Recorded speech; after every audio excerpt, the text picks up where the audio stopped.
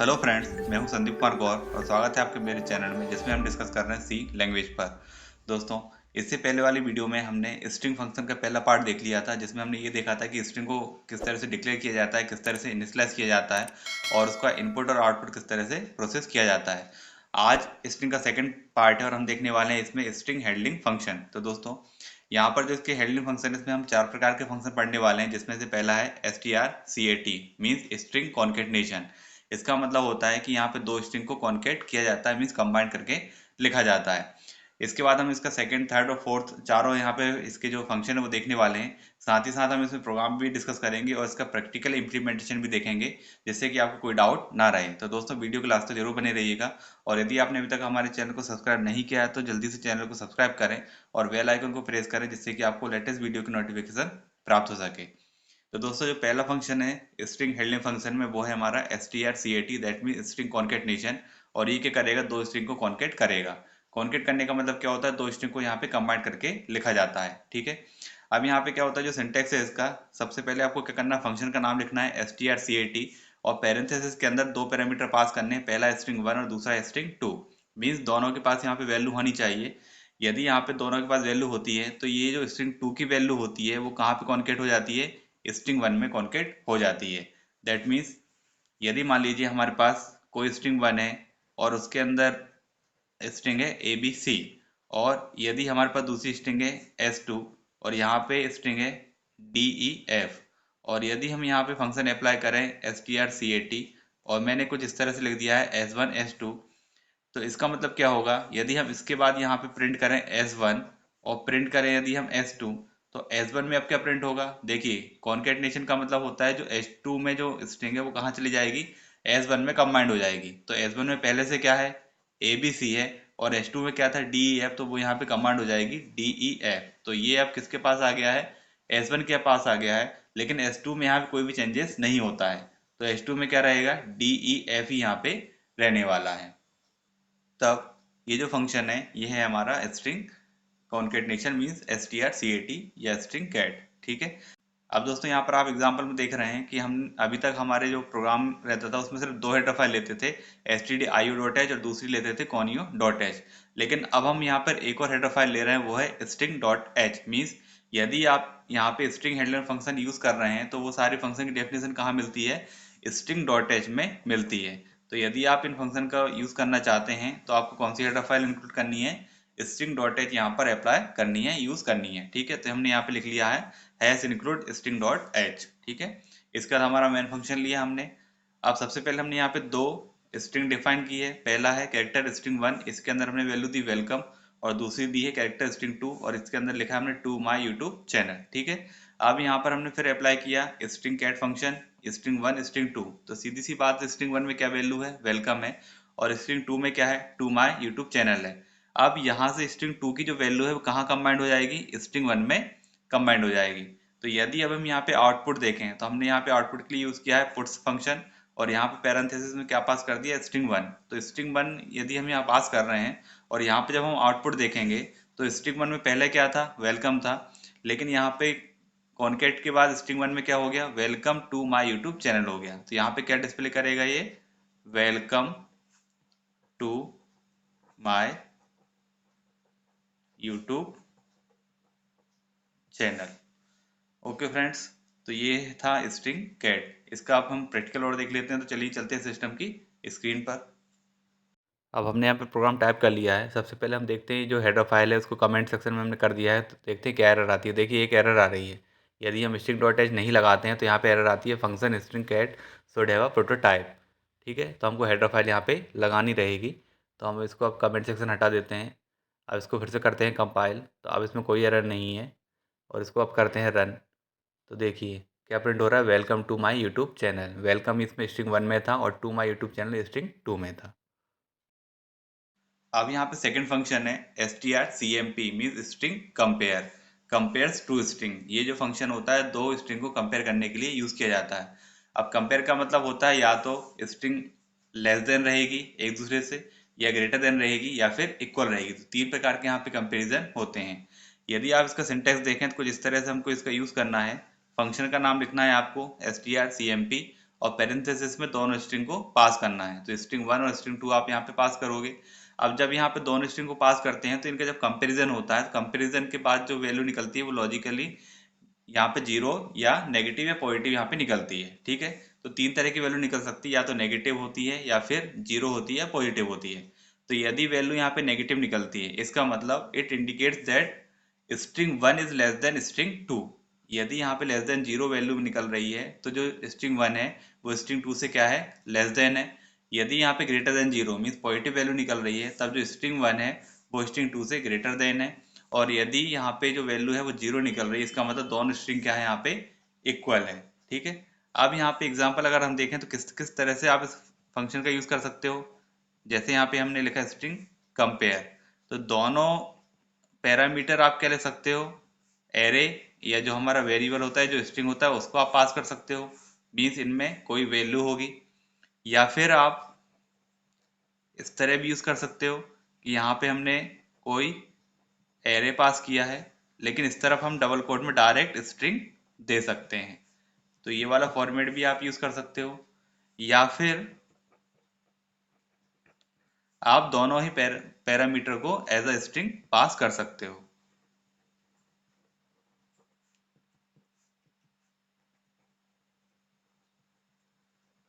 Okay, तो इस तरह से आप इसको अप्लाई कर सकते हो। अब इसका हम प्रोग्राम और देख लेते हैं। प्रोग्राम में आप देख रहे हैं कि सबसे पहले जो हमने हेडर फाइल लगाई है वो कौन सी है, स्ट्रिंग डॉट एच लगाई है। ठीक है, यदि आप ये हेडर फाइल नहीं लगाते हैं तो यहाँ पे फंक्शन प्रोटोटाइपिंग वाली जो एरर है वो आती है। ठीक, फिर इसके बाद हमने मेन फंक्शन लिया है। अब यहाँ पे हमने दो कैरेक्टर टाइप के एरे ले लिए, नेम 1 एंड नेम 2। ठीक, सबसे पहले हमने मैसेज दिया एंटर फर्स्ट स्ट्रिंग। जो भी आप पहली स्ट्रिंग पास करोगे, इनपुट कराओगे, वो कहाँ चली जाएगी, गेट फंक्शन के थ्रू नेम 1 में आ जाएगी। इसी तरह जब आप सेकंड मैसेज मिलेगा आपको एंटर टू स्ट्रिंग का, आप जो भी सेकंड स्ट्रिंग पास करोगे वो गेट्स फंक्शन के थ्रू नेम 2 में आ जाएगी। अब यहाँ पे नेम 1 और नेम 2 में दोनों में स्ट्रिंग आ चुकी है। फिर हमने क्या किया, यहाँ पे इफ कंडीशन लगाई, और इफ कंडीशन के अंदर हमने लगाया है स्ट्रिंग कंपेयर फंक्शन। यहाँ पे दोनों जो हमने नेम 1 और नेम 2 में स्ट्रिंग पास की थी वो यहाँ पे हमने लिख दिया है। अब नेम 1 में जो स्ट्रिंग होगी और नेम 2 में जो स्ट्रिंग होगी उनको हम क्या कर रहे हैं, कंपेयर कर रहे हैं। अब ये जो फंक्शन है वो कंपैरिजन में क्या देता है, या तो नेगेटिव वैल्यू या पॉजिटिव वैल्यू या जीरो। तो यदि ये दोनों की वैल्यू हमको जीरो मिलती है, इसका मतलब क्या प्रिंट करेंगे, बोथ नेम्स आर इक्वल। और यदि जीरो नहीं मिलता है, नेगेटिव या पॉजिटिव मिलता है, that means names are unequal. तो यदि आप यहाँ पे कंपैरिजन करना चाहते हैं कि दो स्ट्रिंग हमने जो पास की है वो इक्वल है या नहीं, तो उसके लिए भी ये प्रोग्राम आप यूज कर सकते हैं। अब इसको देखते हैं प्रैक्टिकली। तो चलिए चलते हैं सिस्टम की स्क्रीन पर। अब यहाँ पे प्रोग्राम टाइप कर लिया है, सेम वही प्रोग्राम है जो अभी हमने एग्जांपल में समझा है। तो देखते हैं इसको कंपाइल करके, इसमें कोई एरर नहीं है। अब इसको रन करते हैं। एंटर फर्स्ट स्ट्रिंग, तो पहली स्ट्रिंग हमने पास की यहाँ पे संदीप, लेकिन पूरा स्मॉल लेटर है यहाँ पे। सेकेंड स्ट्रिंग पास कर रहे हैं, एंटर सेकेंड स्ट्रिंग, लेकिन इस बार हम संदीप लिख रहे हैं पूरा कैपिटल में। तो देखते हैं क्या आउटपुट आता है। आउटपुट आया नेम्स आर अनइक्वल, क्योंकि यहाँ पे लेस देन और ग्रेटर देन से फ़र्क पड़ता है।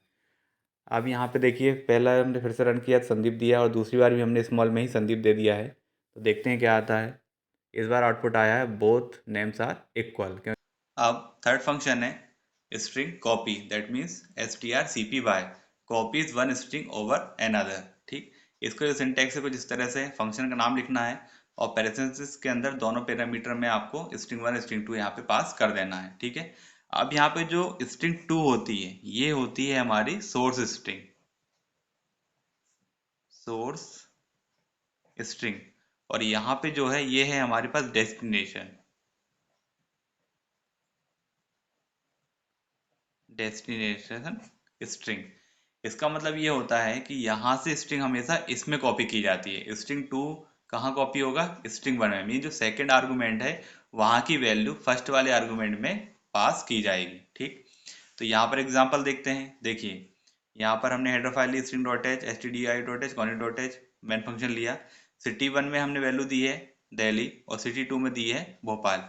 अब यहाँ पे हम प्रिंट कर रहे हैं, तो प्रिंट कर रहे हैं हम किसको, सिटी 1 को। ठीक है, अब स्ट्रिंग को किस तरह से इनपुट कराते हैं, किस तरह से प्रिंट कराते हैं, ये हम इससे पहले वाली वीडियो में देख चुके हैं। यदि आपने वो वीडियो नहीं देखा तो उस वीडियो को आप जरूर देख लें। तो यहाँ पर देखिए, सिटी 1 को हमने डिस्प्ले कराया %s, क्योंकि यहाँ पे स्ट्रिंग को डिस्प्ले करा रहे हैं। तो सिटी 1 में क्या डिस्प्ले होगा, यहाँ पे यदि हम सिटी वन की वैल्यू देखें, सिटी वन में क्या है, दिल्ली है, तो यहाँ पे क्या डिस्प्ले होगा, दिल्ली डिस्प्ले हो जाएगा। ठीक है, इसके बाद हमने इसमें अप्लाई कर दिया है स्ट्रिंग कॉपी फंक्शन यहाँ पर।